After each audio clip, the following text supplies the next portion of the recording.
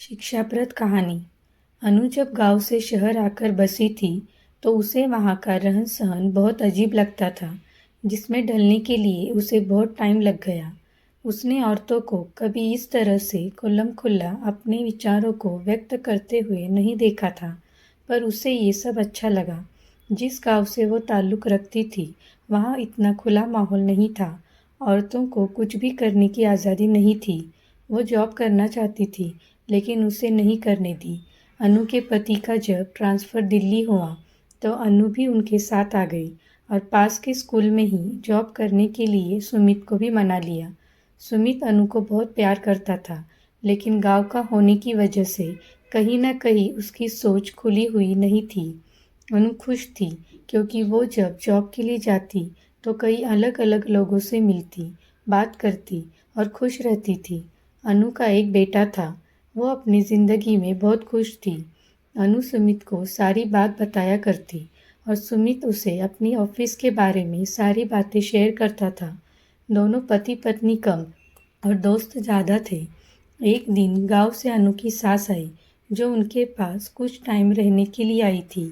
जब उन्होंने वहाँ का रहन सहन देखा तो चीज़ें उनके सहन के बाहर हो गई।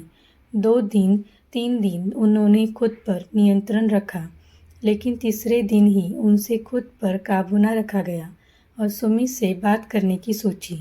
उन्होंने सुमित से कहा कि तू अच्छी खासी नौकरी कर रहा है, तुझे क्या ज़रूरत है अपनी पत्नी से काम करवाने की, और वैसे भी मैं घर पर पड़ी बोर हो जाती हूँ, तो तू उसकी नौकरी छुड़वा दे।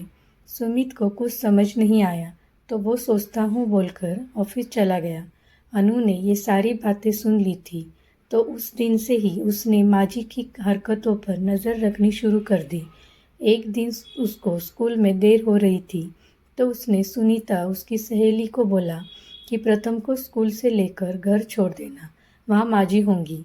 सुनीता ने जब प्रथम को घर छोड़ा तो उसके 1 घंटे बाद जब अनु वापस आई तो उसने सुना माजी प्रथम को कह रही थी कि तू अपनी मम्मी को बोल वो अपनी जॉब छोड़ दे, तो तू जब आया करेगा तो तुझे मम्मी घर पर ही मिलेगी और खाना भी एकदम गर्म मिलेगा।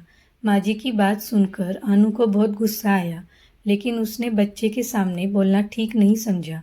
अगले दिन रात को जब खाना खाकर सुमित और अनु सैर के लिए जाने लगे तो माजी ने पेट में दर्द को लेकर सारा घर सर पर उठा लिया और उनका जाना कैंसिल हो गया। 2-3 दिन तक रोज़ ऐसा होता रहा तो उनकी सैर पर जाने की आदत छूट गई। अब सुमित भी अनु से कटा-कटा रहने लगा, क्योंकि माजी की सेवा करके जब वो कमरे में आती तो सुमित सो चुका होता और उनकी आपस में कोई बात नहीं हो पाती। प्रथम के बर्थडे वाले दिन केक काटने के बाद सुमित ने कहा कि चलो आज बाहर खाना खाने चलते हैं, तो माजी ने फिर से पेट दर्द का बहाना किया और बोली, तू प्रथम को घुमा ला, इसका जन्मदिन है, बहू मेरे साथ रुक जाएंगी, हम खिचड़ी खा लेंगे। अनु मुड़ी और बोली, सुमित ऐसा करो, तुम माजी के पास रुक जाओ और माजी के साथ ही खाना खाओ, उन्हें अच्छा लगेगा। मैं प्रथम को बाहर घुमा लाती हूँ, सही है ना, दोनों माँ बेटे एंजॉय करेंगे। अनु की बात सुनकर सब उसकी तरफ देखने लगे, पर वो बेफिक्र खड़ी थी। अनु ने सुमित को कहा, अब बस और नहीं, और रोज़ रोज़ माँ जी के होने वाली पेट दर्द की वजह, प्रथम को माँ की जॉब छुड़वाने वाली बात पर बहकाना और सारा काला चिट्टा सुमित के आगे खोल कर रख दिया। सुमित माँ के बर्ताव से हैरान था।